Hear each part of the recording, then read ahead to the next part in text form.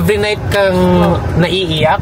Umiiyak ka? Umiiyak po talaga ako. Ngayon ko lang nalaman na kinikwento niya, gabi-gabi pala siyang umiiyak. Alam din po yan ni Ate Rose na huwag mo kami iwan. So, eto na nga mga Habibis. Nakabalik na kami ng Manila. And excited ako today because si Lindy dadalhin na natin sa dentist para sa last session niya. Ikakabit na yung kanyang ngipin. Wala pa rin si Ate Rose kasi umalis na siya. Charis lang! Huy! Hindi. Si Ate Rose ay nasa Nueva Ecija pa rin at ngayong Sabado siya makakabalik dito. So, nag-i-enjoy pa siya sa bakasyon niya. Sa mga nagtatanong bakit si Ate Rose laging nagbabakasyon, hindi po totoo yun. Si Ate Rose ay mga every 3 months lang kanyang bakasyon. Kaya, ini-enjoy lang niya ngayon kasi ngayon pa sila nagkakita ulit ng kanyang family, ng kanyang anak after 3 months. So, magpapaalam lang tayo kay Habiray. Baby! Alis muna ako. Okay, ingat kayo. Susunduin ko si Lindy. Okay, ingat kayo ha. Love you. I love you too. Ilang order ng collagen kapon? Ko lang. Tatanong ko sa kanya. Bye-bye. Kiss na muna. Kiss. Love you. Bye-bye. Love you, bye. Ingat. Ayan. Si Lindy ay nasa stock room pa. Kasi syempre, nag-duty siya today. Yun talaga ang work ni Lindy. So, bibisitahin muna natin siya doon. Tadrive muna tayo. Ayan, kakarating ko lang dito sa stock room. Actually, yung stock room namin nandito sa GMA, Cavite. Pakita ko lang. Ayan, hindi pa napipinturahan. Stock room pa lang talaga siya. Linds, let's go! Tara na! Hi! Mauna na kami. Excited na yan! Ang dami ah! Ang daming orders! Daming orders pa rin, daming pinapack pa rin. Excited ka na, Linds? yes po. Tara.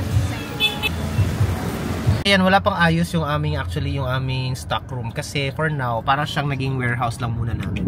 Pero very soon, naghahanap lang kami ng taong pwedeng mag-renovate dito, pipinturahan natin para pwede na rin dito bumili ng stock, para pwede na rin dito pumunta mga tao para gusto nilang direct buying na lang or in person nila bibilin. So, papaayos natin. Pero for now, magdadrive muna kami ni Lindy, papunta muna kami ng dentist para sa kanyang final na pagkabit ng kanyang bagong ngipin. Let's go!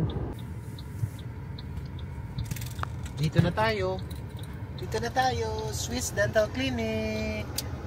Alam nyo, ang layo dito sa amin. Bumabiyahe kami 1 oras para pumunta dito.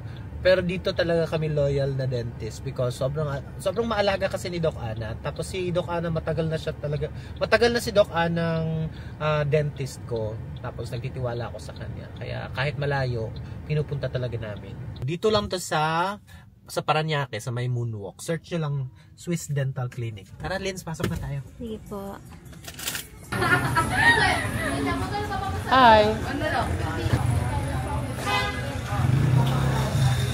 Okay lang yun, anak. No problem. Hi, Doc. We miss you. I miss you too. Di ko alam, marami pa ng fan si Lindy. Oh my God. Dami niyang followers. 255,000. Now is the finale.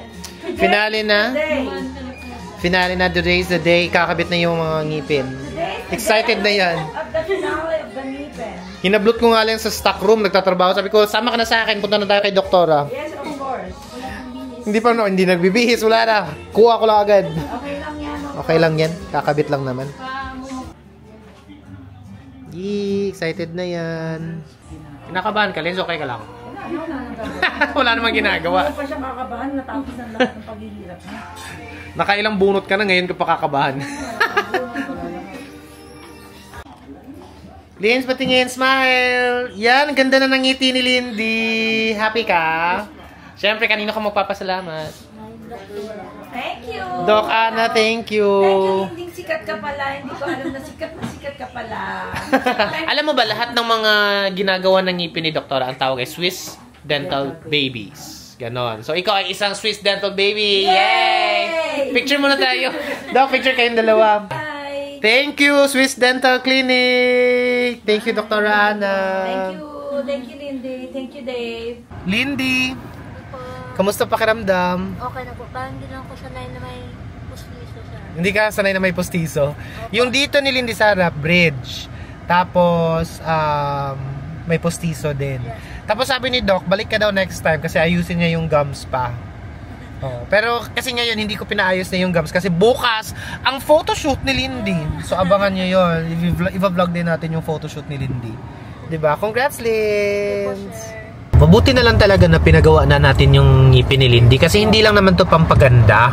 Sabi ni Lindy dati, Sobrang sakit ng ngipin ko every night po. every night kang naiiyak.